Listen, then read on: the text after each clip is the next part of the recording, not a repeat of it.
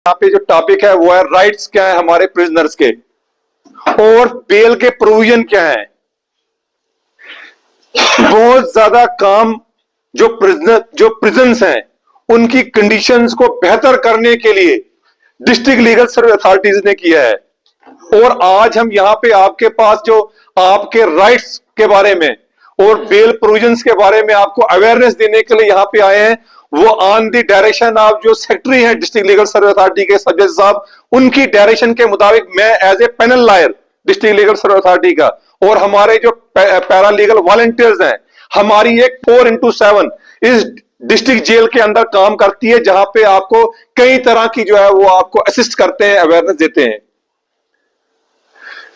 कई तरह के। जिस तरीके से मैं एक आम शहरी, आम एक नागरिक जो बाहर जेल से बाहर हूं, जिस तरीके के मेरे राइट्स हैं उसी तरह के कुछ राइट्स आपको भी आइन ने दिए हैं, कॉन्स्टिट्यूशन ने दिए हैं। जिस कॉन्स्टिट्यूशन को बाबा साहब भीमराव अंबेडकर ने ड्राफ्ट किया, जैसे मैं अपनी पेरेंट्स की प्रॉपर्टी में हिस्सा रखता हूं, इसी तरीके से जेल का यह मतलब नहीं है कि आप जेल में आ गए तो आपका कोई शेयर नहीं रहा प्रॉपर्टी जमीन जायदाद में। यह आपका राइट है, प्रिजनर्स का आपका हक है।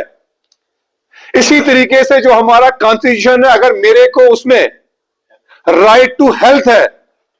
तो आप लोगों को भी राइट टू हेल्थ है, पूरी आपको सुविधा अवेल करने की आपको उसमें राइट दिया गया है हमारे कानून में।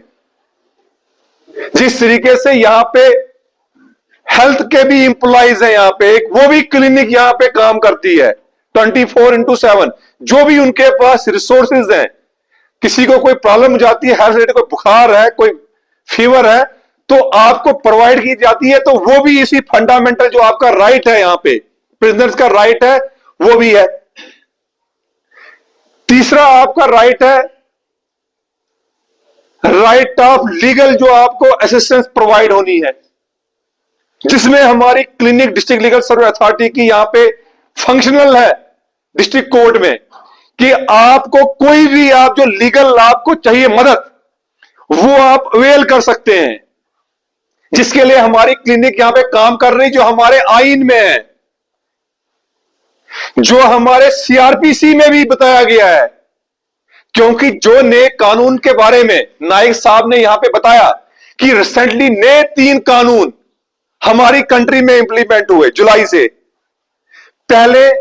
जुलाई तक हमारे यहां पे मुझे लगता है कि जिन सेक्शंस के तहत आप लोगों के खिलाफ एफआईआर रजिस्टर हुई है, वो हुई थी इंडियन पेनल कोड के तहत। यहां 2019 से पहले कुछ ऐसे इनमेट्स भी यहां पे हैं जिनकी रणबीर पेनल कोड के तहत एफआईआर लॉन्च हुई थी, आरपीसी के तहत। अब जो भी एफआईआर लग रही है 1 जुलाई से, वो अब ना आरपीसी तो चला ही गया था 370 जब हटा, अब 1 जुलाई से पहले जो भी एफआईआर लगती थी वो इंडियन पेनल कोड के तहत लगती थी, जिसमें आपके खिलाफ पर्चे लगे, चार्जशीट पेश हुई सीआरपीसी के तहत, हो गया आपका शातें चली एविडेंस एक्ट के तहत। अब क्या हुआ, 1 जुलाई से